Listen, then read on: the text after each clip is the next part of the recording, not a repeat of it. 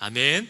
저는 우리가 지난주에 보니까 베데스다 연못이라는 곳이 나왔습니다. 베데스다 연못에 가니까요, 은혜를 열망하는 사람들이 많구나라는 것을 보게 됩니다. 은혜를 사모해서 바글바글 모여있는, 심지어 우리가 봤지만 어떤 사람은 38년 동안 그 자리에 떠나지 않고 머물러 있는 은혜를 사모하는 자들은 참 많은데, 그들이 그 은혜를 어디로부터 기다리고 있느냐?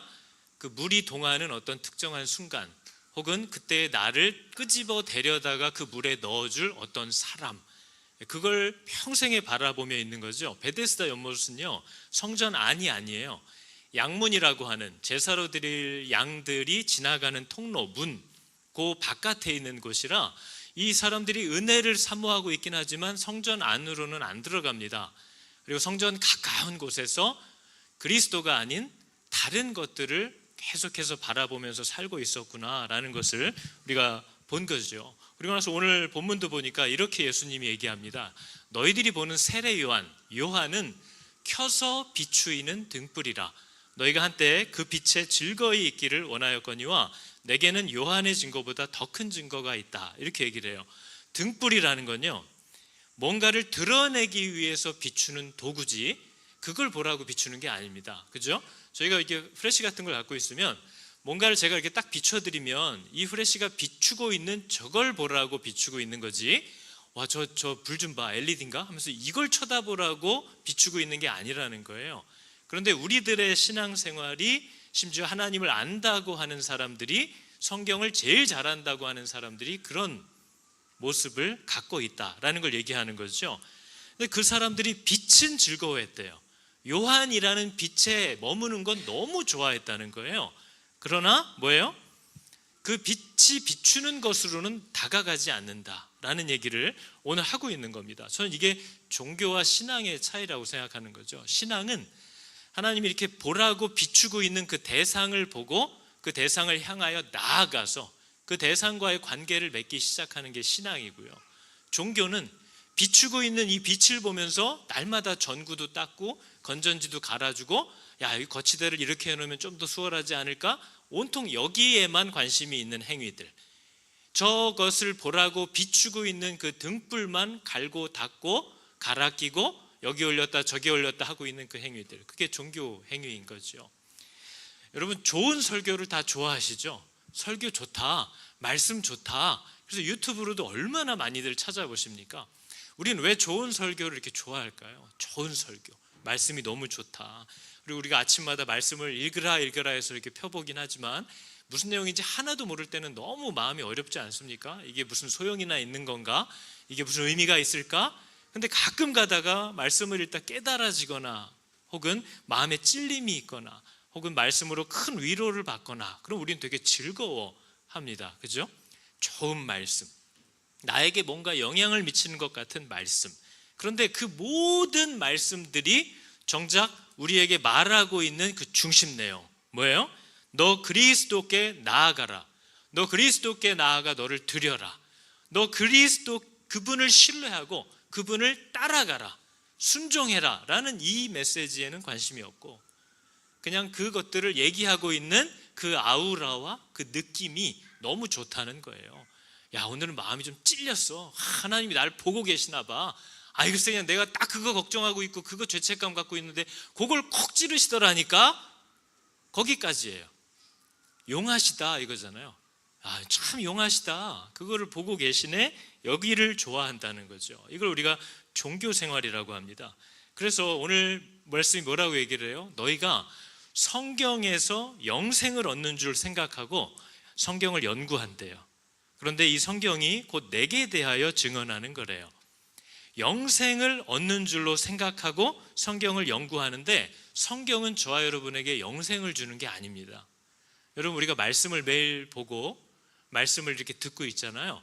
근데 이 말씀과 이 성경은 우리에게 영생을 주는 게 아닙니다. 우리에게 영생을 주시는 분을 가리키고 있는 거예요. 우리를 구원하실 분을 보라고 얘기하고 증언하고 있는 책이지, 성경이 우리에게 영생을 주지 않습니다. 그러나 우리는 그 성경을 읽는 것 자체에서 이미 내가 영생을 누린다고 착각하면서 나는 날마다 성경을 읽고 있고 나는 성경을 몇 독했고 나는 성경 공부를 많이 했어가 자기 영생의 이유인 줄 알아요. 그러나 그 모든 것들은 다 누굴 가리키고 있는 거예요? 영생을 주시는 분, 그분에게 나아가서 그분에게 복종하라고 얘기하고 있는 거예요. 근데 거기까지 나아가는 사람이 아무도 없다는 거예요. 그러면서 예수님이 오늘 40절에 뭐라고 얘기합니까? 그러나 너희가 영생을 얻기 위하여서는 나한테 오질 않는다는 거죠. 성경을 읽으면 영생을 얻는 줄 알고 성경책도 엄청 보고 교회도 매주 나오고 새벽마다 일어나서 기도하고 온통 종교 생활은 다 하고 있는데 그 모든 것들이 결국 영생을 주시는 분이 저분이라고 얘기하고 있는, 가리키고 있는 그리스도에게는 나아가지를 않는다라는 얘기를 하는 겁니다. 그래서 저희가 배가 고프면 뭐예요? 다이어트 하시는 분들 혹은 뭐 먹지 고민하시는 분들 막 먹방 많이 보잖아요. 유튜브로 먹방을 보면 어때요? 기분이 와 진짜 맛있겠다, 대단하다, 힙합, 찌양 맨날 보면서 막 야 나도 오늘 저녁에 저거 먹을까? 근데 여러분 우리의 종교 생활이 마치 뭐와 같다면요, 배고프다고 하는데 장을 봐오고 식재료를 다듬고 요리를 해서 먹거나 아니면 돈을 들고 나아가서 식당에 가서 돈을 지불하고 밥을 그걸 먹거나 하는 행동은 일체 없이 맨날 먹방만 켜놓고 우와 진짜 맛있겠다, 야 진짜 배부르겠다, 이 얘기만 하다가 죽을 거라는 거예요. 그리스도께 나아가라고 얘기하고 있는 모든 좋은 설교와 그리스도께 순종하고 그분을 따르라고 얘기하고 있는 모든 말씀들에 감탄만 하지 정작 그 영생과 생명을 주시는 그 그리스도에게 나아가는 행위가 우리에게 없다라는 얘기를 하고 있는 겁니다. 그래서 여러분 지난 13년간 제가 계속 말씀드렸던 예수 그리스도를 믿는다고 하는 사람에게 성경을 읽게 하는 게 이렇게 힘든 일인지 몰랐고, 자기 입으로 하나님을 아버지, 우리 아버지, 아버지가 계시는데 라고 얘기하는 사람들한테 그 아버지하고 대화 좀 하라고 하는 게 이렇게 힘든 일인지 몰랐다고 말씀드렸죠.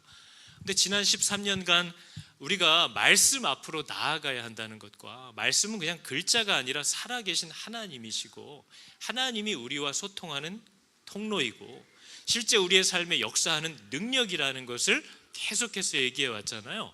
그래서 이제 조금 알아듣고 계시는 분들이 생겨나기 시작하는구나 라는 걸 13년 동안 조금 느끼고 있는 겁니다. 근데 이번 안식월을 통해서 제가 계속해서 말씀드렸던 부분이 바로 이런 거예요. 하나님께서 우리 교회에 주시는 다음 걸음들, 여기에 정체되어 있는 것이 온전치 않다라는 것을 지적했던 부분이 바로 이 부분입니다.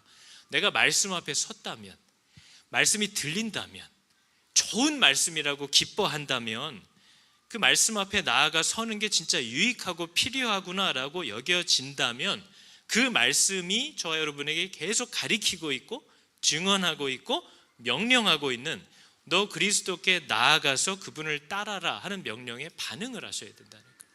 그걸 하셔야 된다는 거예요. 맨날 극장 오듯이 와서 같이 열광하면서 찬양하고 말씀은 잘 들으시고 나서 갈 때는 뭐예요? 다 그냥 뿔뿔이 옆 사람 인사도 안 하고 다 흩어져 버리잖아요. 그 현장에서도 순종이 되지 않아요. 그 현장에서도 하나님이 주신 부르심과 교회의 모습대로 살아가려는 행위가 없다는 거죠.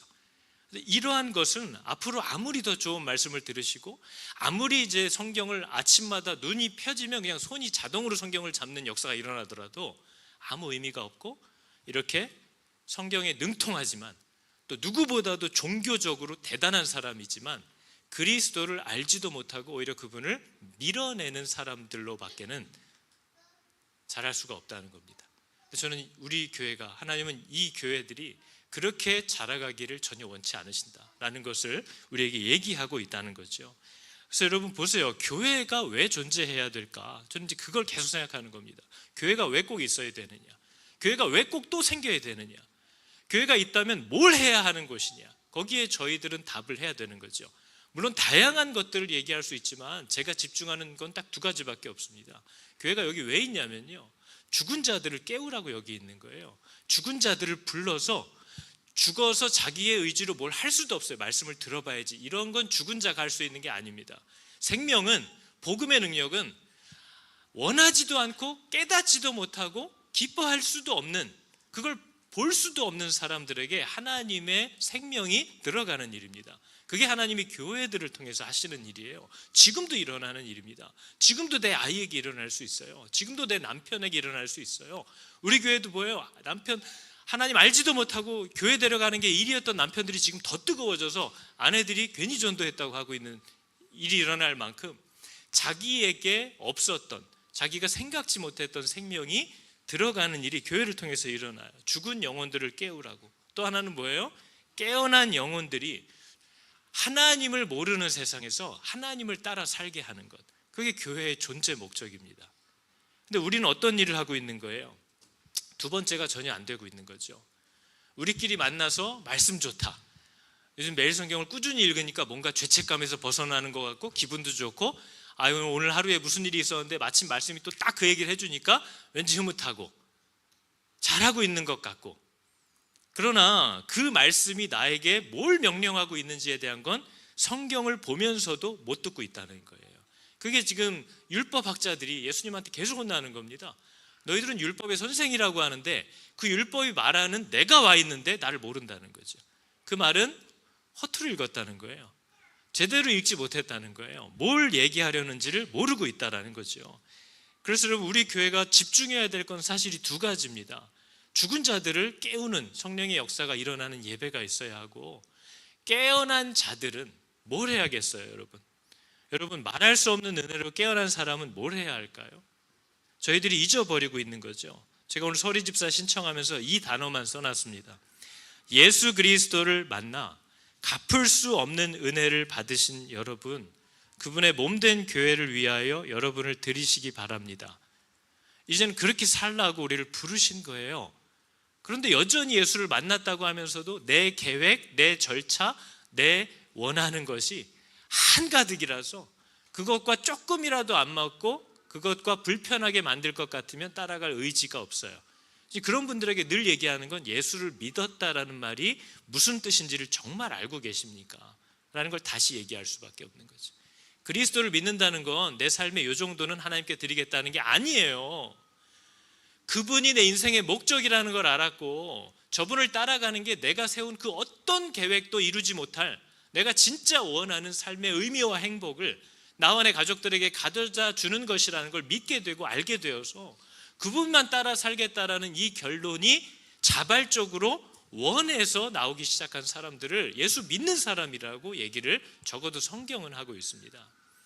그것들을 깨닫게 하는 거죠. 그래서 저는 우리 교회에 등록하신 여러분들에게 이것만 말씀드리고 싶은 거예요.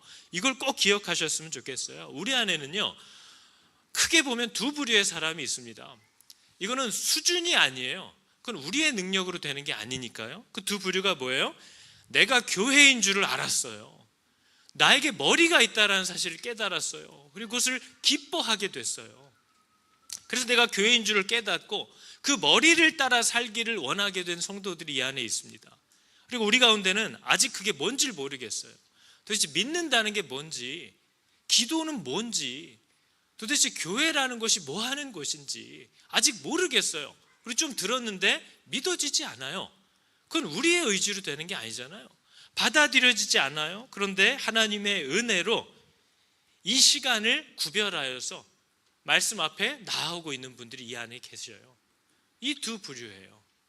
그죠? 그 가운데는 자기가 믿음이 뭔지도 모르는데 주일날 교회 가면 믿는 거 아니야? 라고 잘못된 지식으로 나 믿어 라고 얘기하는 사람들도 있을 수 있고, 어떤 사람은 자기가 정말 믿음을 갖게 되었는데 믿는 사람이 어떻게 이렇게 힘없이 살 수가 있을까? 죄책감에 눌려서 자기가 믿음이 있는 줄도 고백할 줄 모르는 사람도 섞여 있을 수 있죠. 그러나 크게 보면 내가 교회인 줄을 발견하게 된 사람과 교회가 도대체 뭔지, 구원이 뭔지를 아직 잘 모르겠는 사람들, 그게 우리 가운데 섞여 있습니다. 그걸 이 땅에 우리가 눈으로 보는 교회라고 하는 공동체의 현실이라고 얘기하는 거예요.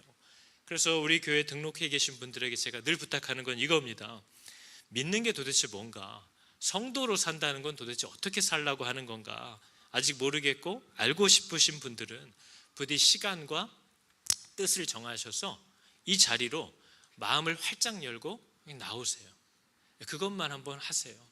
그리고 저희가 계속 뭐 합니까? 매일매일 말씀을 보내드리잖아요. 여러분이 안 쓰셔도 되니까 읽어라도 보세요. 담임 목사가 보내주는 것까지 읽는 건 너무 부담스러우시면 그 주에 그 날에 본문 말씀만 그냥 읽어보세요. 이해가 안 돼도 괜찮아요. 그 말씀 앞에 서라고 하신 그 주인의 말에 순종하여서 그 말씀 앞에 서보세요. 그것만 하시면 됩니다. 근데 그게 아직 안 되고 있는데 교회 와서 뭐 일을 한다거나 내가 왕년에 많은 걸 해봤다거나 세상에서 이런 능력이 있어서 교회에 보탬이 될 거라거나 얘기하지 말라는 거예요. 교회는 뭐가 부족해서 여러분을 필요로 하는 것이 아니에요. 여러분이 우리가 교회를 필요로 하는 것이라는 사실을 계속 얘기하고 있는 거죠. 그래서 그런 분들은 시간을 정하고 뜻을 정하고 마음을 부드럽게 하고 이 자리로 나와 달라. 그리고 아침마다 저녁마다 본인이 시간을 정해서 말씀 앞에 잠깐 서서 하나님이 정말 계시다면 내가 알아들을 수 있도록 만나 주십시오. 그 한마디가 어렵습니까? 그렇게 하라는 거예요. 그거 외에 아무것도 요구하지 않습니다. 그런데 우리 가운데 하나님을 아버지라고 부르게 됐다고 하시는 분들, 절대 편히 죽지 말라는 얘기를 하는 겁니다. 하나님을 아버지라고 부르게 됐는데 어떻게 살라고 하는 겁니까 도대체?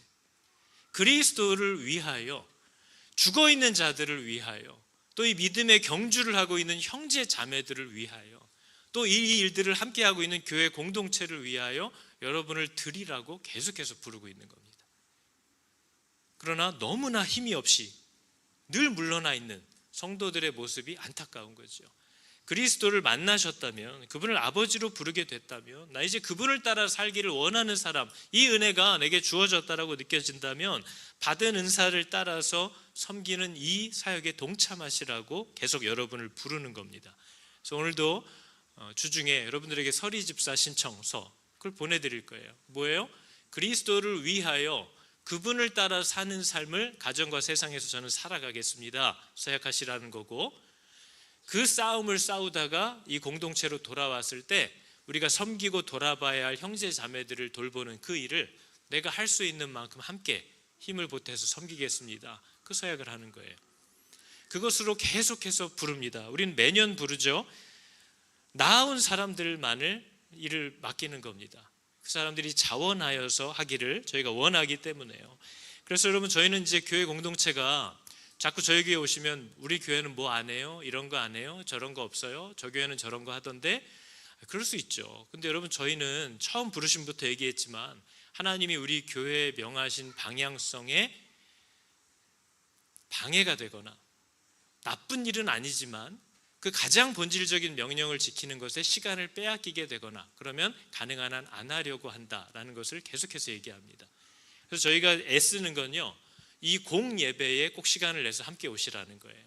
그래서 함께 하나님 앞에 서자, 그리고 하나님이 우리 공동체에게 주시는 그 말씀 앞에 함께 서자, 그리고 그 말씀을 붙잡고 세상으로 나아가서 가정으로 가셔서 자기가 직접 하나님의 말씀을 펴고 나에게 이야기하시는 성령의 음성을 들으면서 이것을 말씀하시는 건가? 이렇게 하라는 게 아닐까? 실험하고 순종해보고 그 결과들을 쭉 가지고 와서 성공 실패 같은 건 없습니다. 여러분, 하나님이 내게 가르쳐 주신 대로 해봤다, 그게 된 거예요. 그럼 된 거예요. 그리고 그 내용들을 서로 나누는 거예요. 가르치지 마세요. 자기도 자기 삶을 모르면서 누굴 훈수를 둬요. 해봤어, 너무 마음이 기뻤어, 혹은 너무 마음이 힘들었어, 해봤는데 오히려 더 어려워졌어. 그 결과들을 그냥 갖고 오는 거예요. 그래서 그 결과들을 나누고 위에서 기도하고 격려하고 또 세상으로 다시 나아가는 이 일뿐입니다. 그러니까 자꾸 뭐 없어요? 저거 안 해요? 이런 거 안 하셔도 돼요. 그거를 하세요. 여러분의 가정에서 무너져버린 부부의 관계에서 그걸 하시라는 거예요. 자녀와의 관계에서 그걸 하시라는 거예요. 세상에서 돌아다니면서 커피 마시고 한담하고 다니지 말고 잃어버린 영혼과 넘어져 있는 영혼들과 내가 돌봐야 하는 사람들이 없는지를 살피면서 하나님께 물으면서 주시는 마음대로 해보고 그걸 가지고 이쪽으로 오시라는 거예요. 그러면 여러분, 이 예배가 풍성해진다고, 뜨거움이 있을 거라고 계속해서 얘기하고 있는 겁니다. 그래서 여러분, 저희 교회의 양육의 방향을 제가 아예 두 가지로 그냥 나눈 거예요. 뭘 할 거예요? 우리는 예수를 믿는다는 게 뭔지 모르는 사람들에게 내가 교회가 된다라는 것이 무엇인지를 가르치는 거예요. 그건 지금까지 우리 교회가 했던 모든 양육들이 저 안에 다 들어가 있는 거죠. 복음이 뭔지 몰라요. 창조가 뭔지 몰라요. 예배가 뭘 하는 게 예배인지 몰라요. 성경이 뭔지 몰라요. 성령이 뭐 하시는 분인지도 몰라요. 기도가 어떻게 하는 거고 도대체 무슨 소용인지 몰라요. 세례가 뭔지도 몰라요. 성찬이 왜 하는지 몰라요. 헌금은 왜 하는 건지 몰라요. 직분이 뭔지 몰라요. 구원이라는 게 과연 뭘 얘기하는 건지 몰라요. 사탄이 있는지 없는지 몰라요. 천국과 지옥이 도대체 어떤 곳인지 몰라요. 찬양을 한다는 게 뭘 어떻게 한다는 건지 몰라요. 이런 것들에 대해서 성경이 뭘 얘기하고 있는지를 계속 가르칠 거예요. 그럼 여러분들에게도 질문이 나오겠죠. 하나님이 나를 교회로, 그분의 몸으로 부르신 거구나, 그분이 나의 머리시구나 라는 걸 깨닫게 하는 저 과정이 모든 성도들에게 제가 집중하는 과정이고, 우리 교회 지난 시간 동안 저 일 때문에 하지 못했던 게 뭐예요? 교회로 살아가는 일을 하셔야 되는 분이 우리 가운데 있는 거죠. 저거는 정확하게 칼로 나누듯이 나뉘어지지 않습니다. 그러나 우리 가운데는 내가 교회라는 것을 알게 되신 분이 분명히 있어요. 그러면 이 사람들이 어떻게 하나님의 음성을 듣는다는 건지. 목사님, 하나님의 음성이 들려요? 여러분, 성도는 하나님의 음성을 들을 수 있습니까? 제가 만약에 있다라고 얘기하면 어떻게 해요? 라고 물어보시겠죠. 그걸 배우는 거죠.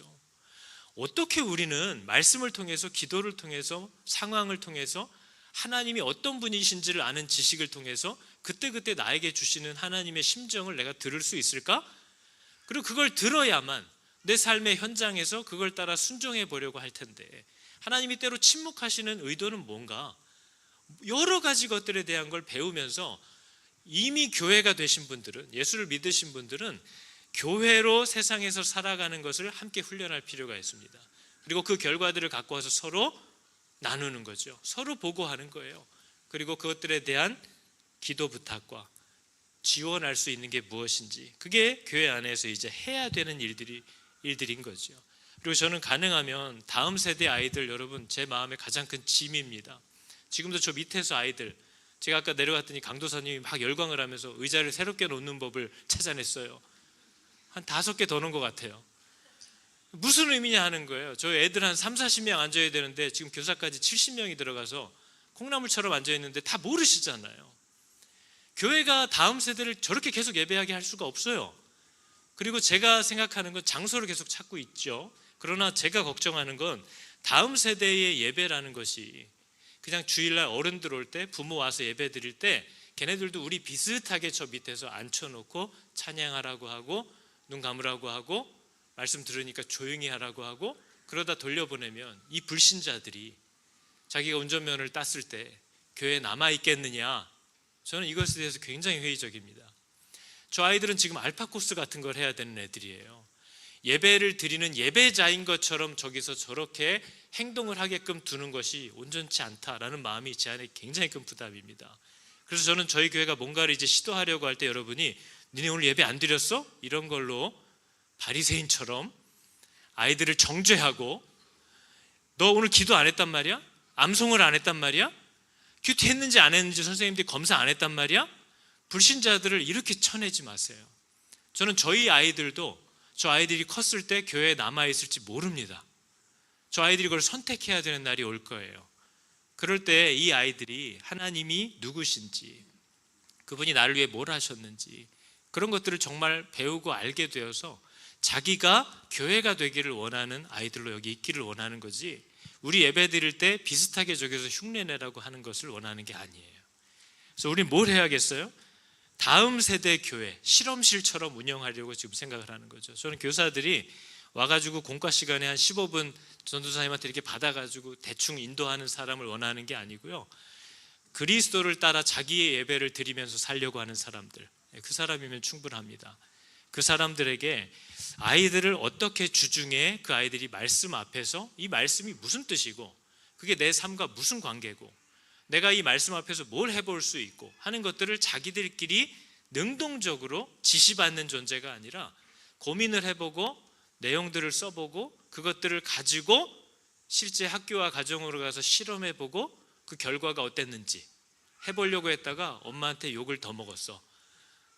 이거 뭔가 문제가 있나? 내가 뭘 놓친 게 있나? 말씀이 정말 그렇게 하라고 얘기하는 걸까? 라는 걸 저는 아이들이 고민해보고 실험해보는 곳이 실험실처럼 되기를 원합니다. 아이들을 저도 키워보니까요, 어떻게 키워야 아이가 잘 자라는지 모르겠어요. 어떻게 해야 아이가 신앙이 생기는지 알 수 없어요. 그래서 우리는 우리에게 주어진 아이들에게 맞게 그 아이를 지으신 분에게 물으면서 그 아이들을 돌아봐야 할 책임이 부모들에게, 저희 사역자들에게 있는 겁니다. 그래서 저는 우리 교회 학교가 실험실처럼 운영되기를 정말 원합니다.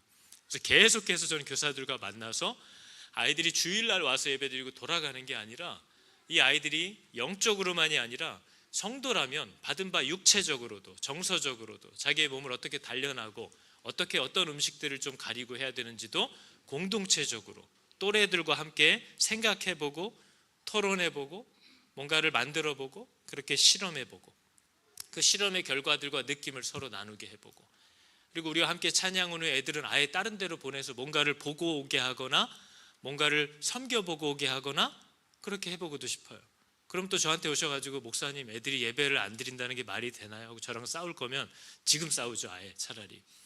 저는 애들이 안 믿는 애들이라고 다 가정합니다. 아시잖아요. 어렸을 때 애들한테 우리 애는 야채를 잘 먹어요. 그럼 걔가 야채를 안 좋아하는데도 남들 앞에서 야채를 막 먹으려고 그래요. 가스라이팅을 당해가지고 맞아 나 야채 좋아하지? 근데 걔 나중에 크면 안 먹어요. 그래서 저는 이 아이들이 그걸 하는 척하게 키우고 싶지 않은 겁니다. 저 아이들이 자기가 이해되지 않은 걸 우리에게 따지기를 원하고 자기가 받아들일 수 없는 걸 우리에게 물어볼 수 있는 교회가 되었으면 좋겠어요. 그래서 그런 의미로 만들어 가려고 하니까 주일학교에 어떤 소식이 들려와도 놀라지 마시기 바랍니다.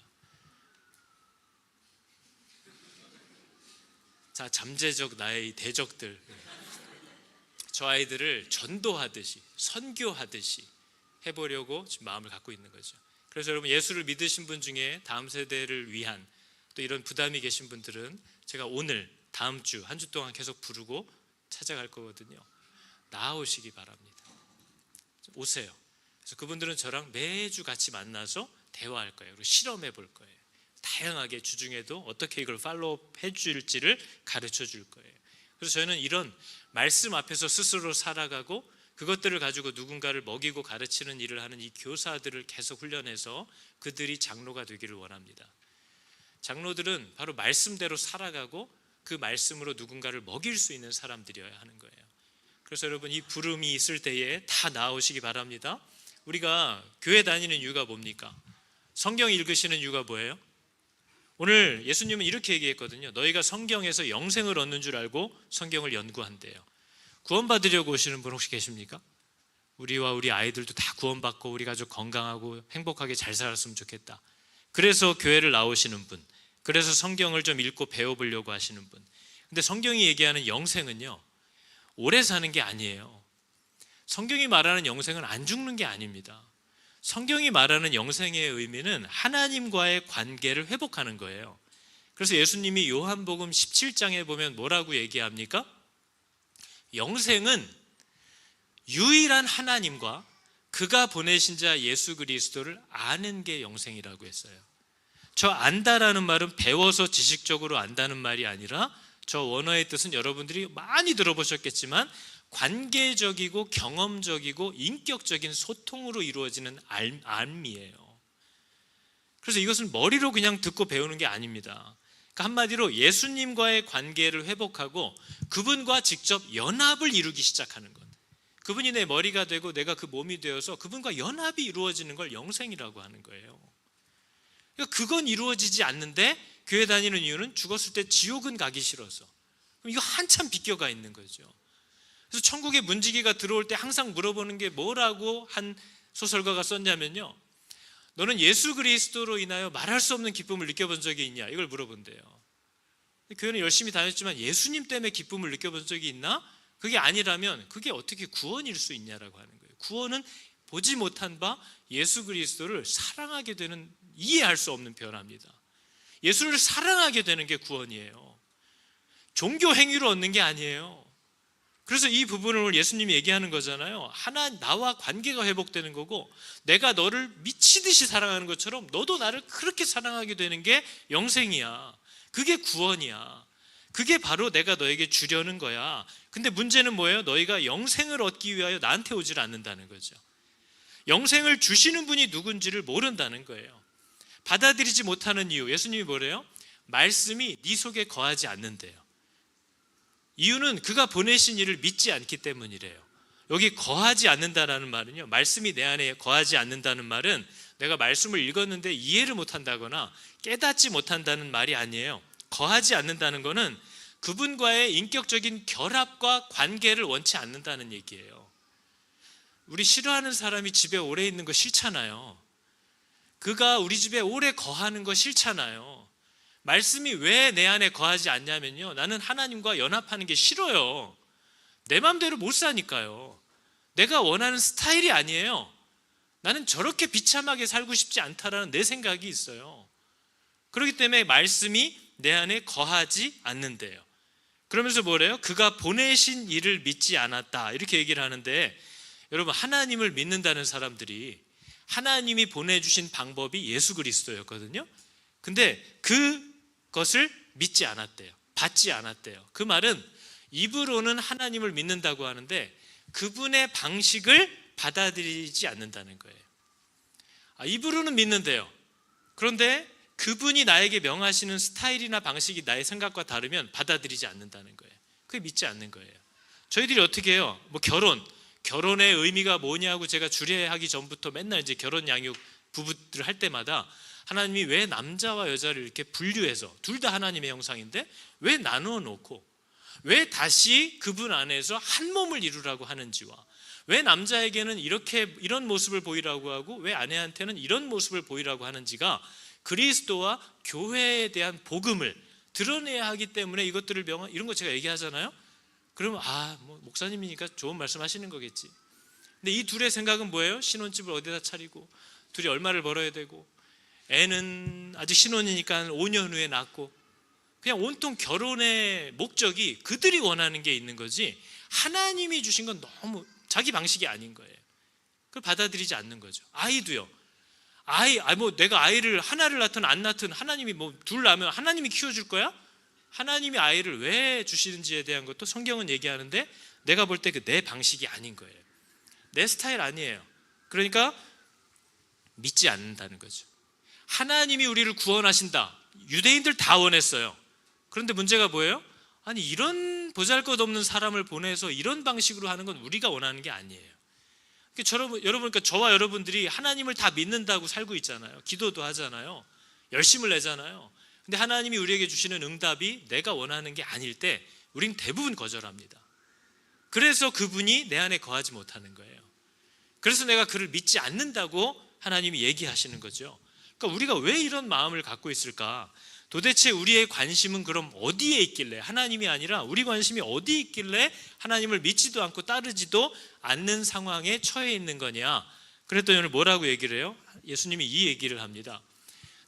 예수님은 사람에게서 영광을 취하지 않는데요. 이 말은 나는 사람들의 인정을 막 원한다거나 사람들의 칭찬을 필요로 하는 존재가 아니라는 뜻이고, 내가 뭔가를 할 때는 사람들이 인정해 주는 걸 원하면서 하는 게 아니라는 거예요.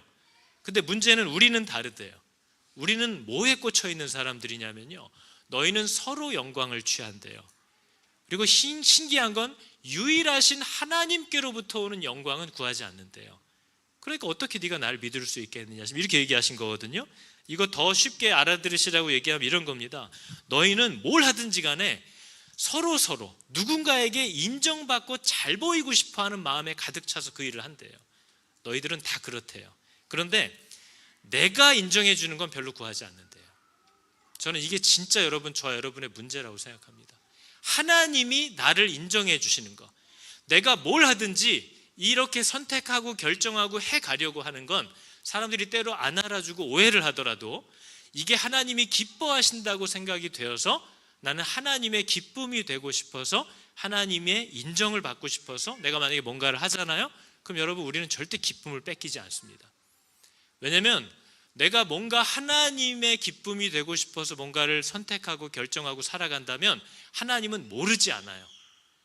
그래서 우리는 하나님으로부터는 100% 인정받을 수 있어요. 사람들은 못 받고 이해하지 못할 수 있지만 내 그 중심과 의도를 하나님은 정확히 알고 계시기 때문에 만일 저와 여러분이 진짜 하나님의 인정을 받는 게 내 삶의 목적이라면 우리는 절대 뭘 하던 사람들이 그걸 알아주던 안 알아주던 내 안의 기쁨을 뺏기지 않을 거라는 거예요. 왜냐하면 하나님이 그걸 정확히 알고 계시니까, 그리고 인정해주고 계실 테니까. 그러나 우리는 뭐예요? 하나님이 알아주는 건 소용없어요. 하나님이 알면 뭐예요? 제가 모르는데 저 인간이 알아야지. 내가 이렇게 억울한 일을 당하고 어떻게 살아? 하나님은 알겠죠. 근데 저 자식들이 안 알아주고, 저 교회에서 저 목사가 나를 몰라주고, 이거 집사들끼리 같이 열심히 해놓고 나만 몰라주고, 하나님이 알면 뭐예요? 쟤네들이 모르는데. 그래서 비참해지는 거잖아요. 결국은 뭐예요? 우리가 진짜 원하는 건 너희는 서로 영광을 취하고 싶어 하지 나로부터 오는 영광을 원치 않는다. 그게 우리가 교회를 다니면서도 비참한 이유입니다. 그게 우리가 주를 위하여 열심을 낸다고 거짓말하면서 속이 드러나는 거죠. 하나님을 위해서 했다면 하나님은 이미 아시잖아요. 그리고 그것을 인정해 주실 거 아니에요. 그것으로 인하여 기뻐해 주실 거 아니에요. 그럼 나는 전혀 손해가 없거든요. 근데 말은 그렇게 했지만 사람들이 모르니까 나는 행복할 수 없어요. 내가 진짜 원했던 건 하나님도 알아주셔야 되고 사람들도 알아줘야죠. 그러니까 삶의 기쁨이 하나도 없는 거죠. 그래서 여러분, 하나님이 나를 보시고 나의 모든 것들이 정말 주님 보시기에 온전했으면 좋겠다. 이게 기쁨인 사람들은 기쁨을 뺏기지 않은 이유가 뭐예요? 우리 맨날 찬양하잖아요. 온 세상 날 버려도 주 예수 안 버려. 끝까지 나를 돌아보시니. 그게 우리의 노래라면서요. 근데 말로는 그렇게 하는데 너희는 서로에게서 영광을 취하는 존재들이라는 거예요. 그리고 하나님이 인정하냐 안 하냐는 별 관심이 없다는 거죠. 은혜는 엄청 구하는데, 하나님한테 은혜는 달라고 하는데 그 은혜를 주시는 분이 예수님인 줄을 모르는 것 같다라는 거예요. 다른 거 달라는 거죠. 다른 거. 그래서 오늘 예수님의 5장 42절의 마지막 결론이 뭡니까? 하나님을 사랑하는 게 네 마음에 없는 줄을 내가 알았다. 여러분, 우리는 누구를 진짜 사랑하면 그 사람만 나를 알아주면 돼요. 그 사람과 함께 하는 걸 제일 원하고 즐거워해요. 근데 맨날 주여 주여 주여 하는데 주님이 알아주는 건 소용없어요. 주님이 알아주는 건 의미 없어요. 그건 주님이니까 당연하시고 나는 속이 터져서 살 수 없다. 오해받으면서 못 산다. 내 자존심과 내 어떤 인격이 뭉개지고 무시당하는 것을 난 견디지 못한다. 그게 우리들의 고백인 거죠. 그래서 여러분, 이 시간 우리 함께 찬양할 거 여러분 다 아는 찬양입니다. 전 저 제목이 진짜 나의 고백인가? 저도 저거를 찬양을 펴놓고 진짜 많이 생각을 해봤습니다. 내가 진짜 주님의 기쁨이 되고 싶어서 이 길을 가려고 하는가? 내가 뭔가를 결정하고 하려고 순종하려고 할 때 이렇게 하는 것을 다른 사람들이 보면 참 이게 괜찮다고 여기겠다라는 마음이 내 안에 없는가? 왜 없겠어요? 근데 그런 연약함과 죄성이 내 안에 있음에도 불구하고 그래도 내가 진짜 하나님의 기쁨이 되고 싶어서 이 길을 걸어가는 거 맞나? 여기에 대답을 하셔야 되는 거죠. 하나님이 알아주시면 되는 분들은요 100% 다 인정받습니다. 하나님은 다 알고 있거든요. 하나님은 다 알아요. 내가 왜 그렇게 하려고 하고 왜 이런 길에 서 있는지를 알아요. 그럼 그 사람은 이제 사실 된 거거든요. 그런데 그게 아니니까 내 마음이 비참하고 무너지고 끝을 모르고 가라앉는 거죠. 이 고백에 대답할 수 있는 저와 여러분 되기를 축복합니다. 우리 찬양할 때 성령께서 우리의 마음을 열어주셔서 저렇게 사는 것이 얼마나 큰 기쁨이고 영광인지를 깨닫게 해주시기를 원합니다. 찬양해 볼까요? 나 주님의 기쁨 되기 원하네. 내 마음을 새롭게 하소서. 새 부대가 되게 하여 주사. 주님의 빛 다시 한번 해볼까요? 나 주님의 기쁨 되기 원하네. 나 주님의 기쁨 되기 원하네. 내 마음을 새롭게 하소서.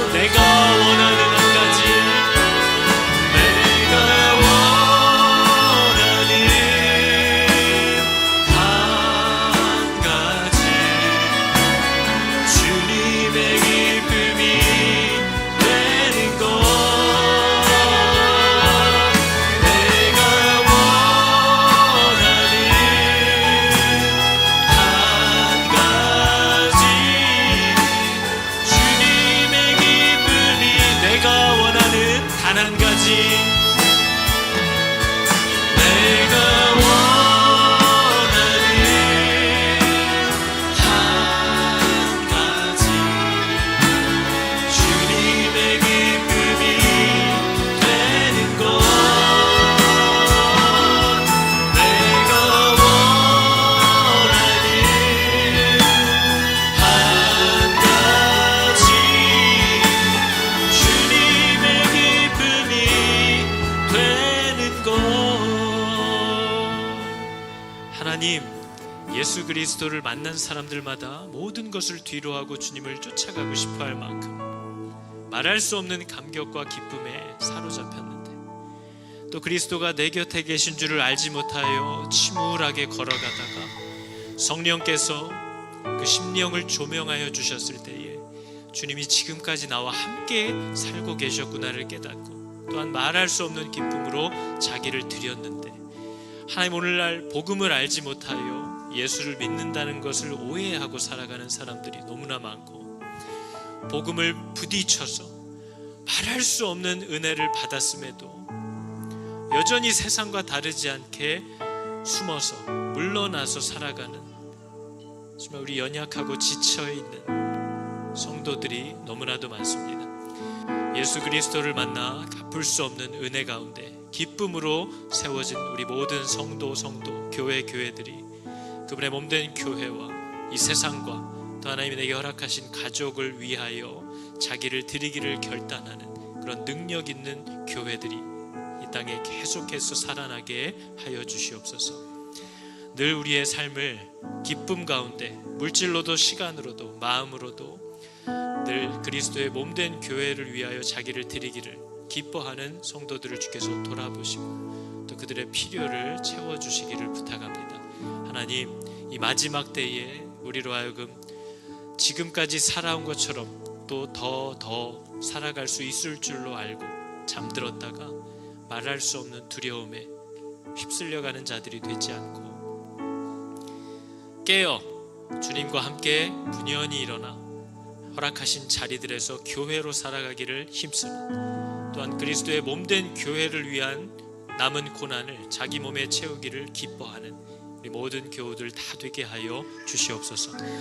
여호와는 내게 복을 주시고 너를 지키시기를 원하며 여호와는 그의 얼굴을 비추사 은혜 베푸시기를 원하며 여호와는 그 얼굴을 너희에게로 향하여 드사 평강 주시기를 원하노라.